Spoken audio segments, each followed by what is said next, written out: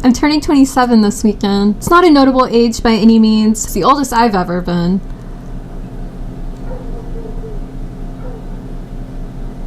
But all in all, it's pretty unremarkable for most people. It is not unremarkable for me, however, because my 16-year-old self woke up and chose violence on July 27, 2012, when she wrote out at 5:29 a.m., and I know that because she was just as unhinged as I am now and actually wrote it out at the top of the page, a list of 10 things that she hoped to complete before she turned 17. I don't think I ended up doing literally anything on the list by the time I turned 17 a few months later, but I have done a lot of them in the decade since. And so, in honor of turning 27, a decade after my deadline, I thought it might be fun to go through and see how I did completing the things on the list.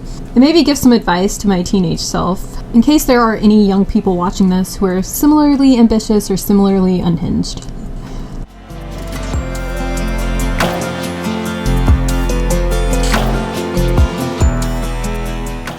Number 1, become a best-selling author.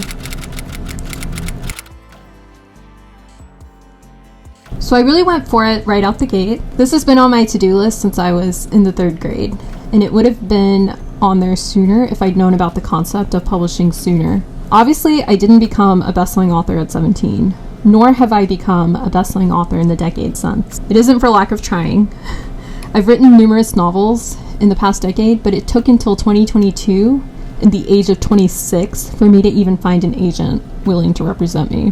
As you might imagine, this was a point of contention for a good many years. But now that I'm looking back on my life, I realize that like many seemingly disagreeable things from that time period, it was a blessing in disguise. I didn't have a frontal lobe when I wrote those books. I made a lot of questionable choices in my life and in my craft. I'm so glad I didn't publish any of those early novels. I'm glad that's not how I began my literary career. I'm so grateful today to be on submission right now with a book that I believe in, a book that I can stand behind, a book that I don't see making me cringe a decade from now.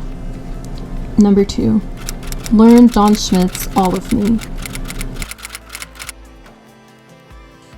I went through a phase in middle school and high school where I wanted to be the quintessential, classically trained heroine of a Victorian novel, and part of that meant being adept at playing the piano. It makes me laugh that I thought this was something I could be as a hijabi in rural Mississippi. Also really funny that I chose John Schmidt of all composers. This wasn't Bach. Yeah, he's not like simple.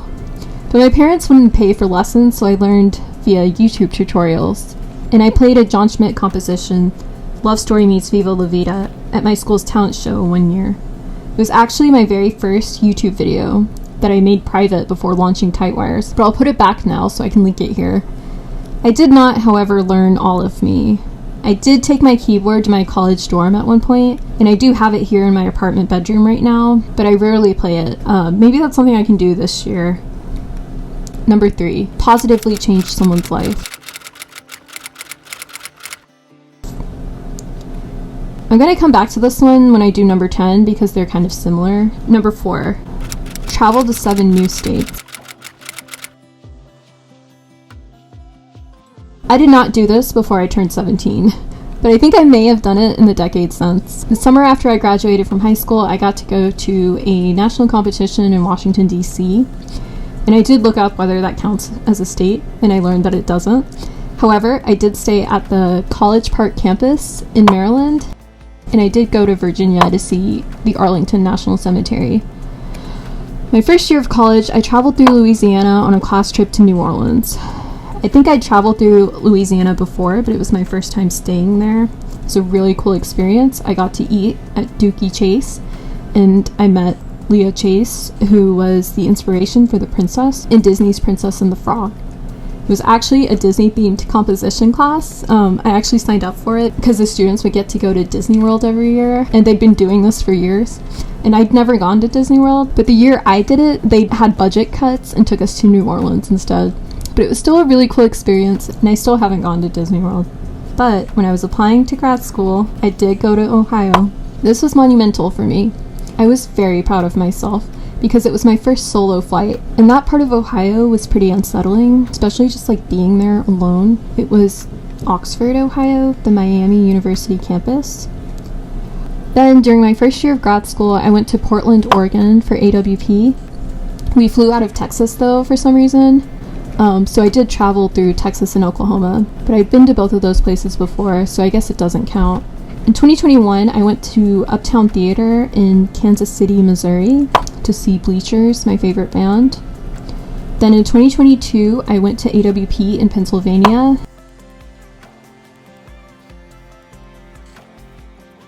And because it was right after spring break, I spent a few days in New York before going to Pennsylvania. So that's 8 states I've been to since I made this list. Number 5, maintain a 100 average in 4 classes. I honestly cannot tell you if I did this, but I can tell you why I wrote it down. I wanted very badly to be valedictorian of my graduating class. I didn't really get anything from being valedictorian. By the time I found out I'd won, I'd already received a full ride to my top choice for college, so it didn't really make a difference in that regard. The day of, they handed me an envelope on stage. The envelope was empty. We'll talk about that someday. My advice for you here is that if you have the intrinsic desire to be the best, don't focus on being the best overall. Focus on being the best you can be at what you're passionate about. If I could go back, I would take the time I spent trying to make a 100 in every class and put it into working on my creative writing instead. Number 6, win an award/recognition for writing. I am so fortunate to have done this a few times now. I won quite a few journalism awards while I was in college. I won 2 departmental awards when I was accepted to grad school. And then in 2020, I won an Artist 360 grant from Mid-America Arts Alliance. And in 2021, another departmental award for a poem I wrote, as well as an individual artist fellowship from the Arkansas Arts Council. Number 7. Number 7 has been lost to time, probably because I was too embarrassed to share it when I first took this photo. I wish I could remember.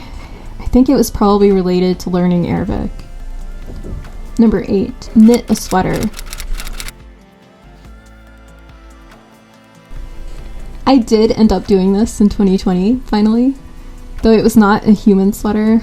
I think my cat is still upset about it. Number 9. Read 10 classics. I'm sure I've read at least 10 in the past decade, just because I was an English major, but it's difficult to compile them all. One of the reasons why is because I think my 16-year-old self just wanted to read more Dickens and Austen, but I think I branched out a bit more in college and grad school to include more non-white and non-Western authors. I don't know. But I would like to read more classics this year, so maybe tell me what your favorite classic book is in the comments. Number 10, inspire someone. And we'll come back to number 3 now too, which was to positively change someone's life. Before I made this video, I posted this list to my Instagram story because I'd considered attempting to do everything in the list this week as a sort of challenge, but it ended up being a pretty busy week, so I didn't end up having the time to do all that. But after I posted the list, I did have a lot of people messaging me and telling me to cross off number 3 and 10. And I'm just so grateful to be in a position where I can do that. Without getting too sappy, I think my 16-year-old self would be so ecstatic to know about it. I think she'd be really grateful to be living this life.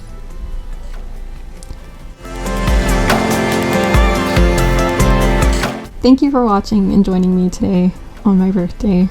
See you next week.